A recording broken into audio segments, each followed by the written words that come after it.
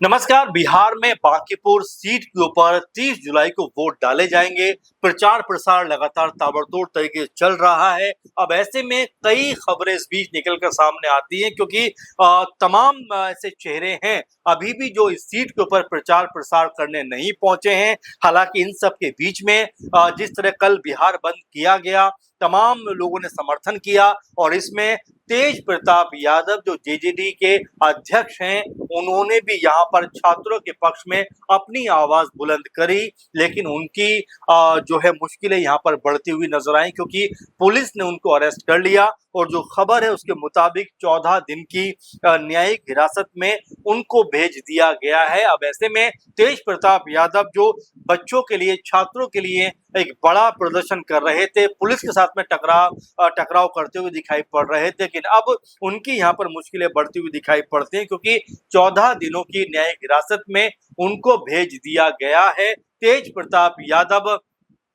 किसी न किसी वजह से लगातार सुर्खियों में रहते हैं और इस दफा उन्होंने जिस तरह से छात्रों की आवाज बुलंद की और उसके बाद पुलिस से वो टकरा गए और फिर उनको जो है एक तरीके से हिरासत में लिया गया और अब जो खबर है उसके मुताबिक लगभग 14 दिन उनको हिरासत में या जेल में बिताने होंगे, सलाखों के पीछे उनको रहना होगा। जबकि बांकीपुर पे अब चुनाव का जो माहौल है वो परवान चढ़ता हुआ दिखाई पड़ता है क्योंकि तेज प्रताप यादव की तरफ से यानी जेजेडी की तरफ से जो बीना मानवी चुनावों में उतरी थी, लेकिन उनका नामांकन रद्द कर दिया गया था और उनको पुलिस ने अरेस्ट भी किया था। लेकिन अब यहाँ पर जो बड़ी खबर है कि जेजेडी ने कहा कि हम प्रशांत किशोर को अपना समर्थन देंगे, प्रशांत किशोर के समर्थन में हम अपनी आवाज बुलंद करेंगे और उसके ही 2 दिन के बाद जिस तेज प्रताप यादव को अरेस्ट कर लिया जाता है तो क्या अब उनके समर्थक प्रशांत किशोर के पक्ष में यहाँ पर आवाज बुलंद करते हुए दिखाई देंगे। और इसके अलावा अगर बात करें तो जिस तरह से तेज प्रताप यादव को जो अरेस्ट किया गया था तो वो पुलिस वैन में थे और वहां से भी लगातार जो है अपनी आवाज को बुलंद कर रहे थे और बोल रहे थे कि हम छात्रों के भविष्य के लिए लड़ाई लड़ रहे हैं और जहां तक होगा हम लड़ाई लड़ेंगे, हम डरने वाले नहीं हैं। लेकिन ऐसे में अब जब वो जेल के अंदर हैं, 14 दिन की न्यायिक हिरासत है, तो क्या उनके समर्थक जो हैं वो प्रशांत किशोर का प्रचार प्रसार करेंगे? चूंकि बांकीपुर सीट को लेकर ये लगातार देखा जा रहा है कि जो जोश व खरोश दिखाई पड़ना चाहिए वैसा जोश नजर नहीं आ रहा है। अभी भी अगर पूरे चुनाव को देखेंगे तो एक तरीके से ऐसा लगता है कि बड़े चेहरों की एंट्री यहाँ पर नहीं हुई है। सम्राट चौधरी ने हालांकि जरूर प्रचार किया है, लेकिन उनके अलावा भी बीजेपी के कई बड़े नाम यहाँ पर नजर नहीं आए हैं। इसको लेकर भी तमाम तरह के सवाल है क्योंकि दतिया जो मध्य प्रदेश की सीट है वहां पर भी उपचुनाव है 30 जुलाई को, वहां भी ये देखने को मिल रहा है कि तमाम बीजेपी के बड़े चेहरे प्रचार प्रसार के लिए नहीं पहुंचे हैं और कुछ वैसा ही बांकीपुर में भी दिखाई पड़ता है। अब ये भी कहा जा रहा है कि आरजेडी की तरफ से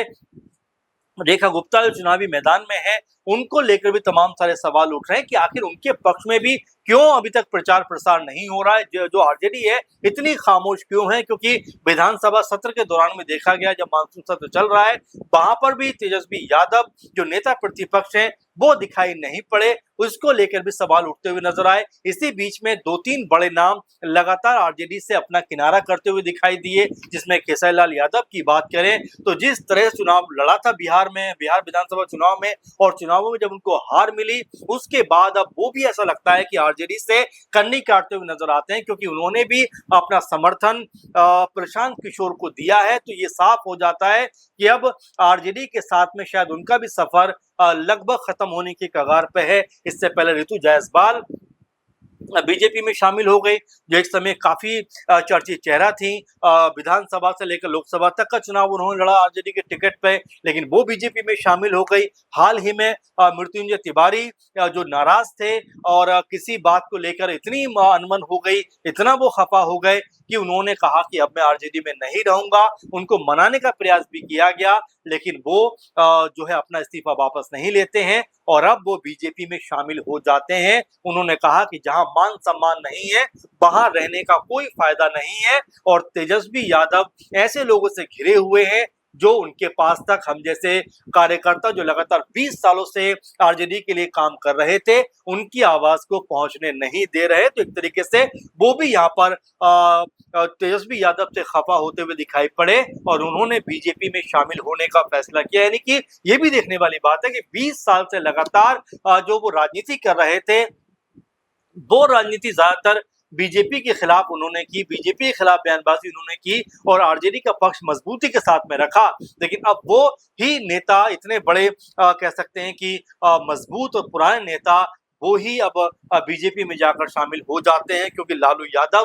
का प्रभाव जब तक था उन्होंने कहा कि पार्टी बेहतर थी, लेकिन अब पार्टी में उतना कह सकते हैं नहीं सुनी जाती है और मान सम्मान की बात वो कर रहे थे कि जहां मान सम्मान ना हो वहां पर रहने का कोई फायदा नहीं है। तो वो भी अपना किनारा करते हुए बीजेपी में शामिल हो जाते हैं। अब ऐसे में जिससे 3-4 बड़े नाम लगभग आरजेडी छोड़कर बीजेपी में शामिल हुए हैं, ये भी बताता है कि क्या तेजस्वी यादव का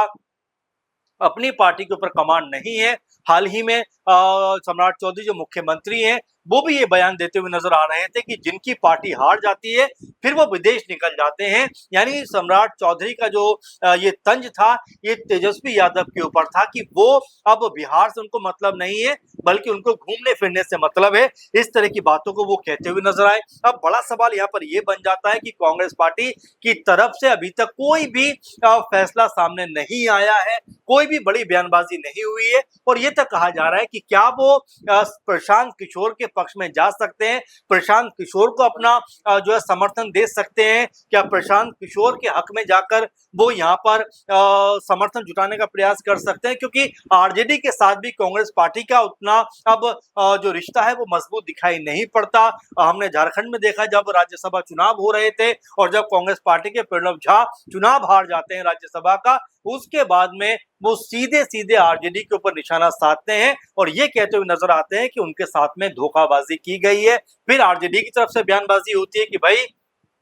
जिस तरीके से आपने हमारे ऊपर आरोप लगाया है वो सही बात नहीं है, क्योंकि हमने पूरी ईमानदारी से वोट दिया और आपके जो लोग हैं वो लगातार आपका साथ छोड़ते हुए दिखाई पड़े। चाहे बिहार चुनाव की बात करें, हरियाणा चुनाव की बात करें, यानी आपके अपने विधायकों ने ही आपसे पल्ला झाड़ लिया। ऐसे में आप जो आरोप लगा रहे हो उसमें कोई दम नहीं है, ये बात आरजेडी की तरफ से कही गई। अब ऐसे में ये चुनाव जो बहुत मजबूत होना चाहिए था, इसमें जो कम से कम त्रिकोणीय मुकाबला तो दिखना चाहिए था कि प्रशांत किशोर एक तरफ है, बीजेपी के कह सकते हैं कि जो नीरज सिन्हा है वो एक तरफ है, फिर वहीं अगर रेखा गुप्ता जो आरजेडी से हैं वो हैं, तो ये 3 मजबूत स्तंभ यहाँ पे नजर आते हैं। लेकिन ऐसा कुछ दिखाई नहीं पड़ रहा है, बल्कि मुकाबला जो है वो बीजेपी वर्सेज जो है वो जन स्वराज बना हुआ है, प्रशांत किशोर वर्सेज नीरज सिन्हा बना हुआ है। ऐसे में आरजेडी की जो स्थिति है कोई बहुत बेहतर यहाँ पे नजर नहीं आती, बहुत मजबूत यहाँ पे नजर नहीं आती और उस पे भी सबसे बड़ा जो सवाल उठकर सामने आता है कि क्या तेजस्वी यादव पार्टी को कंट्रोल नहीं कर पा रहे हैं, क्योंकि उनकी पार्टी से एक के बाद एक तमाम चेहरे किनारे लगते हुए दिखाई पड़ते हैं। 20 साल से लगातार आरजेडी का पक्ष जो है टीवी के जरिए, अखबारों के जरिए जनता के सामने रखने वाले जो मृत्युंजय तिवारी हैं, जिस तरह बीजेपी में शामिल हुए उसको लेकर तमाम सारे सवाल उठे कि आखिर बड़े नेता क्यों पार्टी छोड़ रहे हैं। ऋतु जायसवाल जैसी युवा और कह सकते हैं कि आवाज बुलंद करने वाले नेता क्यों बीजेपी में शामिल हो गए। खेसारी लाल यादव जो भोजपुरी फिल्म जगत का बड़ा चेहरा है, एक समय तेजस्वी यादव के साथ में कदम से कदम मिलाकर नजर आ रहे थे, वो आखिर पाला बदलते हुए क्यों नजर आते हैं। तो ये तमाम सारे सवाल है जो ये बताते हैं कि आरजेडी कुनबा जो है वो धीरे धीरे दरकता हुआ दिखाई पड़ता। अब ऐसे में तेजस्वी यादव क्या कुछ करेंगे, लालू यादव क्या कुछ करेंगे, अपने आप में बड़ा सवाल बन जाता है, क्योंकि उनके ही परिवार का सबसे बड़ा